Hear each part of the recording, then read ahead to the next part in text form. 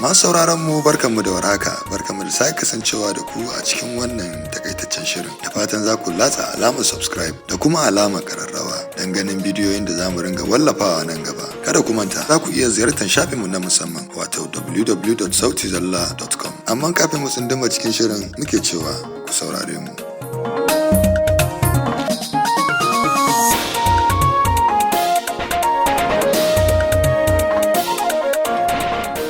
Jami'ai a arewa maso gabashin Afghanistan sun ce Taliban sun kaddamar da wani hari a yankin Panjshir tare da yin garkuwa da sama da mutane 10. Sun ce 'yan bindigan sun tura mutanen ne cikin wani masallaci a gundumar Afshar wadda ke zagaye da jami'an tsaro da kuma fararen hula. Kakakin Taliban ya ce mayakansu suna rike da sojoji 3 a rikicin da ake ci gaba da gwabzawa. Wannan harin na zuwa ne daidai lokacin da ake shirin wata tattaunawar zaman lafiya a Doha, babban birnin Qatar, tsakanin gwamnatin Afghanistan da kuma 'yan Taliban.